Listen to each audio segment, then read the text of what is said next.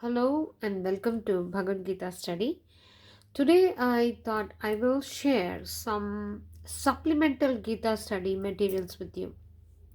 Along with studying the Gita, we typically study other things that are either related to Gita or somehow explain the cultural context of Gita. They may be a study of Mahabharat, reading of Mahabharat, reading of the Bhagavatam, which all ties in to the cultural context in which this knowledge was transferred. One can take up those things. But here I am having The Secret of Karma Yoga by Jayadayal Goenka as one of my supplemental studies, and I want to recommend this book.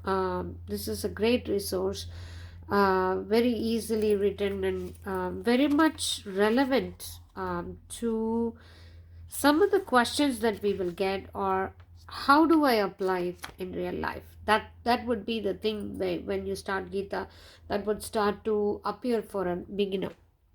This is an excellent resource.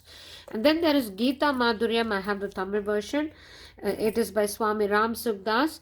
This is also available in English from Gita Press. Both these books, if you look at, this is a very old book that I got from a temple here in the States. This one was from my mother. It was her copy, a very old one, a very special one. This is from my mother. And regarding Gita Press, there's people that are in this kind of study know the role of Gita Press in devotional books and distribution. They are doing an amazing service, and I hope and pray that service always continues. My grandfather used to be subscribed to Kalyana Kalpataru. My mom and dad used to be subscribed to Kalyana Kalpataru also. At one point we had bound books. I used to take them to a binder who used to be like 3 streets away from my house. We would bind volumes and volumes of Kalyana Kalpataru and keep them for reference. My dad had amazing time with me reading those articles and explaining those things with me. These are my very special memories of my time with my parents. So at last I think we took them because while we moved, we couldn't hold on to them anymore. My parents got old, they couldn't read much more, so we donated them to Ramakrishna Mutt in Chennai. I remember taking some of them there. So Gita Press is an amazing source of devotional books as far as Sanatana Dharma is concerned. So now what I am going to do is take one of the chapters from this and read with you and study with you. Okay, the chapter that I chose here is How to Conquer Dislike. That's the chapter I chose to study with you. Now in this, the author starts off by saying why dislike is major source of sorrow for us. For example, anything that disturbs us is a form of dislike anyway. We don't like an unpleasant feeling arising within us. That's either some person that's causing the dislike, or a situation, or something that's outside of us, even a weather situation. Anything that causes an unpleasant feeling, we call it dislike, and we always want to avoid that. So the essential walk towards peace is to conquer likes and dislikes. That seems to be the theme that the Lord starts off with in the second chapter. In this context, I wrote some of the verses that the author doesn't speak about. So the author starts off this chapter by saying there are two paths of jnana and bhakti. Bhakti is the easier path, and bhakti helps us conquer dislikes. And for that, he quotes chapter 3, third verse, in which Lord says, O sinless one, I have described two paths to be found in the world: yoga of wisdom, that is jnana, which is actually practiced by realized souls, and yoga of selfless action, which is practiced by those who are active in the world. So that's where we will start our journey towards enlightenment. Nishkama karma. Karma or our actions being a service to Lord. Nishkama karma is spoken synonymously in terms of bhakti here. He does not speak of it as karma here, he turns it as bhakti. There are two ways doing this: pursuit of bhakti, pursuit of jnana. And both are the paths described by Lord, chapter 3. He says, and then he says path of devotion is easier to follow, which is true. Which is true. Why? Because what happens with saying, oh, I will perform karma and I will not get attached to it. It is seldom done. It is very hard to not get attached to our karma. Karma in the sense of work that we do, or anything we do in world, anything we do. It doesn't have to be a job per se. Anything we do. Suppose we are making a dish for our family, or we're cleaning the pantry, or whatever that is. So the attachment that it should turn out well, it should perfectly go, comes with the performance of the action. It's very hard to say I will not be attached to the results and I'll just do the karma as a service to Lord. So that's why bhakti is an easier path to follow. What we actually do by bhakti, through the power of devotion, feeling of dislike may be wholly uprooted and destroyed, he says. That's because a true devotee of God cannot entertain the feeling of repugnance towards any creature or anything whatsoever, for he knows that it is God and God alone who resides as the self in the heart of all creatures. Is this something, a realization that occurs just like that? No. It does not just happen that we say, oh, God has created everything. The annoying boss, the annoying co-worker, or an annoying neighbor, or these are all persons, an annoying situation and a very unpleasant conversation, all of this is Lord, so I'm going to love these. That doesn't happen that way. That happens with consistent practice of bhakti, so that we always remember the source of everything. So what is bhakti? I wrote that bhakti is supreme love for God.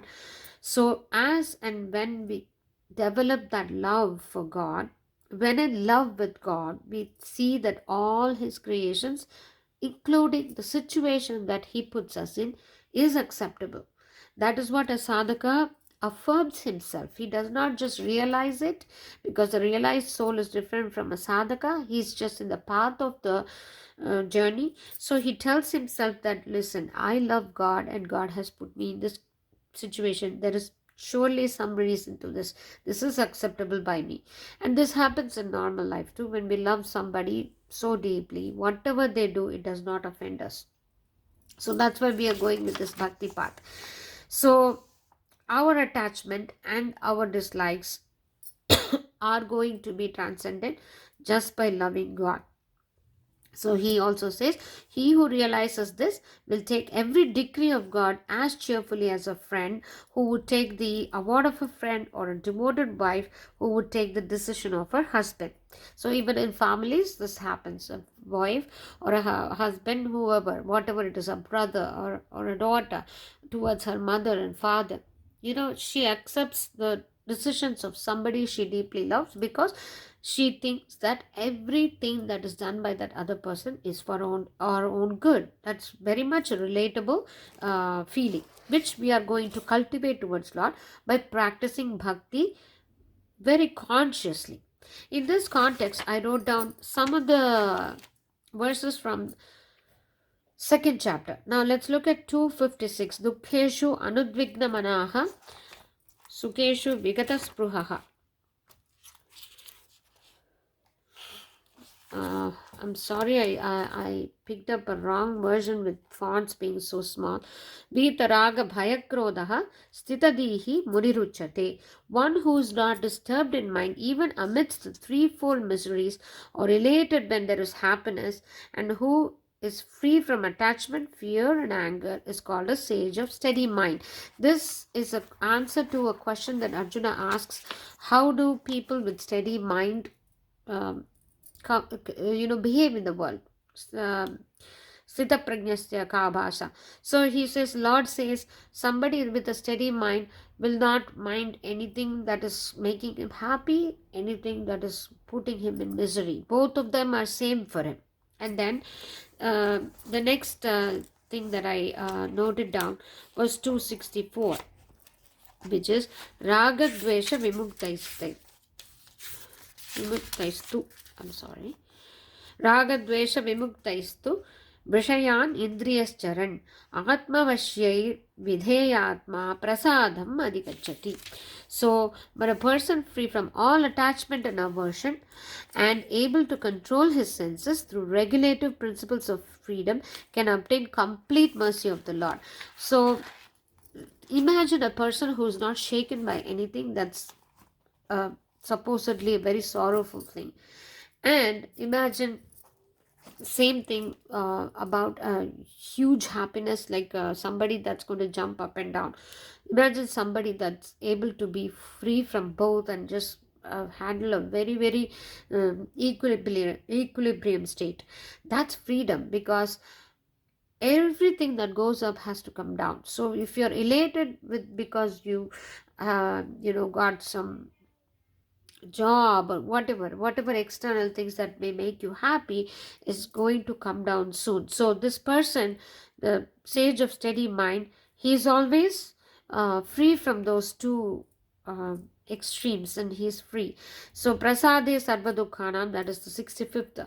He says prasadam adhigacchati, then prasade sarva dukhanam. It's a beautiful verse which describes why we are saying all this. This is in the context of how to conquer dislikes. That's major, because imagine every problem of ours is from the dislike. Everything we dislike gives us problems. Now everything to the point where in our personal life it may take form of a boss or a co-worker or sister-in-law. You can put anything there. Then you go to society, and then it's the other religion or this person or this particular group or this particular political party, and then comes to the countries. You can take it so far that is the problem, that it remains everywhere now. So if you are able to transcend it, like and dislike, what is going to happen? There will be peace inside the individual's mind and in the society, right? So that's in that context we are saying prasadam. What is prasadam? That equilibrium state of mind. Prasadam is usually the offering of Lord that we take in the food offering. It's also called prasadam. But what exactly prasadam is that internal equilibrium and peace that comes from transcending both likes and dislikes. So the author here says that he took the example of a wife that is able to just love her husband and just take up whatever he says as for his own good. That's how a bhakta or a sadhaka or a practitioner or a student in the spiritual path starts off. So he treats whatever he gets in the shape of good and evil things, or in the shape of pleasure and pain, either involuntarily or through the will of another, as a sport of the Lord, being prompted by his will, and therefore remains merged in joy at all times. This does not again happen just like that. We start to fake it until we make it. Actually, we tell ourselves, yes, I'm pretty sure God has something good in store with this experience, and the way we start there. So attraction also needs to be conquered. So when we say dislike needs to be conquered, attraction also needs to be conquered. He says feeling of agreeability and disagreeability, attraction and repulsion are bound to be there. So when you start to say handle dislike, like is also going to be handled in this kind of practice. And in chapter 13:9, he says the Lord has advised us to maintain an attitude of perfect equanimity in facing the good and evil at all times. So 9 alone is Indriyarteshu Vairagyam, but Lord speaks of many things in this particular group of verses. Chapter 13, 8 to 12. He speaks of the following: humility, pridelessness, non-violence, tolerance, simplicity, approaching a bona fide spiritual master, cleanliness, steadiness, self-control, renunciation of the objects and sense gratification, absence of false ego, perception of evil of birth, death, old age and disease, detachment, freedom from entanglement with children, wife, home, and the rest, even-mindedness amid pleasant and unpleasant events, constant and unalloyed devotion to me, aspiring to live in solitary place, detachment from general mass of people, accepting the importance of self-realization and philosophical search for absolute truth. All these I declare to be knowledge, and besides this, whatever there is just ignorance. So Lord says this is the way to go about this. How would you ever conquer dislike? Uh, this is the only way. All these qualities need to be developed: the humility, the lack of ego, vairagyam, the renunciation. All of this needs to be general detachment. Detachment does not mean hating anybody. Detachment always means thinking of the source. Sri Ramakrishna always talks about this example where a maid servant is calling the boy where she works, that house's boy, saying, "Oh, my Rama, my Krishna," as if it's her own son that she's taking care of. But her real son is back at home. Her mind is always back at home, at her, with her son, who is the real deal. Similarly, a bhakta always knows and respects and takes care of everybody and loves everybody, does not hate anybody. As far as detachment is concerned, that's not hating anybody, that's not being rude to anything. It's just knowing the source and always treating the source as real. That he comes to in this part of the chapter. He says, to feel attracted towards what gives pleasure and to be repelled by what gives pain is natural. So this doesn't come as such. So for us, it is always wanting to remind ourselves that this is all the sport of Lord. In every sport of the all sport of Lord, he now begins to behold the Lord himself. That is how disagreeability and along with all suffering and sorrow cease to exist for him. So he constantly reminds himself of what the source is. Then there is another part to this where when his bhakti practice starts to just ripen, then he comes here where he sees the whole world as illusory because it's equal to a dream. So when you dream and you get up and you know that the things in the dream does not cause you any sort of sorrow. You might have had a nightmare. It's not going to, next day you're not going to say that is real and get scared of everything around you. You have realized that it was just a dream. Similarly, a good dream where you had so much, or whatever your dream is, you think you were so rich, the next day you get up, you come back to reality, oh, that was just a dream, and you move on. Similarly, realization that this world is transitory will also take you to the same place where you conquer like and dislike, but that happens only and only with bhakti. So here he concludes, he who is established in oneness with all gorgeous, all blissful Paramatma develops equality of vision in regard to the whole world. He no longer feels attraction or repulsion to anything in this world. With the disappearance of this feeling and attraction and repulsion, all evil in the shape of likes and dislikes, along with all the suffering and sorrow, come to an end, and one comes to attain supreme peace and supreme joy. After all, everybody, even that people that are confused or people that are caught in the web of hate, they're all looking just for supreme joy and peace. Everything is just a search. So that's where we are headed at. So that's what he speaks about. While we do that, why don't we do it the right way? We'll just transcend this is the major thing to transcend. And at the current time where there's social media and there's this or that, and choose this or that, you are that, I am this, and then start to identify ourselves with our ideologies and our orientation, politics, and etc., that needs to that needs to be transcended. And Gita has answers to this with certain verses that we spoke about. So books like this actually supplement your study. You get a lot from this. And if you feel that going chapter by chapter, verse by verse is too heavy and too difficult, or it's just not holding you, sometimes you just don't want to be involved in philosophy or deep truths. So in that case, these supplemental books will always help you because they bring you back to your current practical life, and they show you how you can apply them in your life, in your everyday life and lives of those around you. Hope you found this video helpful, and I will meet you soon with another one. Bye bye.